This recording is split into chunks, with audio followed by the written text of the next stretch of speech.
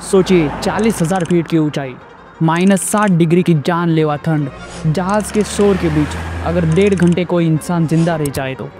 आज हम आपको बताएंगे एक ऐसी चौंकाने वाली और हैरान कर देने वाली खबर जिसे सुनकर आप भी दंग रह जाएंगे।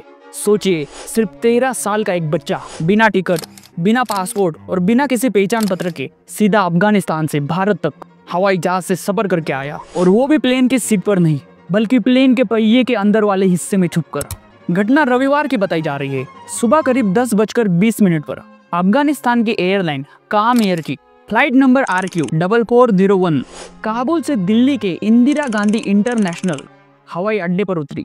जैसे ही सारे यात्री प्लेन से बाहर निकले और विमान जब खड़ा हुआ, तभी एयरपोर्ट कर्मचारियों की नजर एक बच्चे पर पड़ी। वो संदिग्ध हालत में घूम रहा था। कर्मचारियों ने तुरंत उससे पूछताछ शुरू की। पहले तो सबको ये लगा कि ये शायद कोई चोरी छुपे एयरपोर्ट पर घुस आया है, लेकिन जब सच सामने आया तो हर कोई हैरान रह गया। बच्चे ने बताया कि वो अफगानिस्तान का रहने वाला है और ईरान जाना चाहता था, लेकिन वो गलती से उस फ्लाइट में चढ़ गया जो भारत आ रही थी।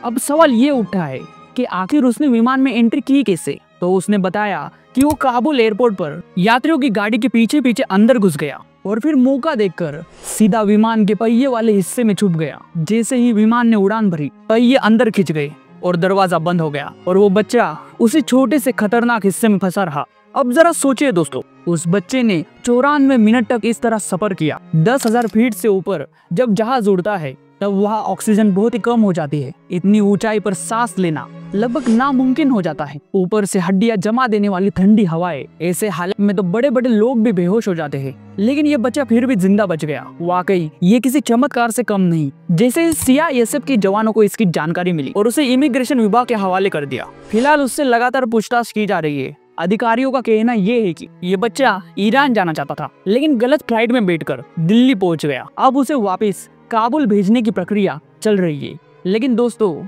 इतिहास में ये पहली बार नहीं हुआ है। साल था 1996। पंजाब के प्रदीप सैनी और विजय सैनी, उम्र सिर्फ 23 और 19 साल, पासपोर्ट वीजा कुछ नहीं, सिर्फ एक ख्वाब, देश छोड़कर लंदन पहुंचने का। कई दिन तक उन्होंने इंदिरा गांधी एयरपोर्ट की रेकी की और फिर ब्रिटिश एयरवेज की फ्लाइट चुन ली। दोनों अलग अलग लैंडिंग गियर्स में छुप गए और शुरू हुआ उनका काला सफर। जब फ्लाइट लंदन के हीथ्रो एयरपोर्ट पर उतरी, तब ग्राउंड स्टाफ ने देखा कि लैंडिंग गियर से एक भारी चीज जमीन पर गिरी। वो था प्रदीप सैनी, जिसकी सांसें चल रही थी। उसे तुरंत ही अस्पताल पहुंचाया गया और फिर सामने आई वो कहानी जिसने डॉक्टरों तक को हैरान कर दिया। लेकिन प्रदीप का छोटा भाई विजय नहीं बच पाया।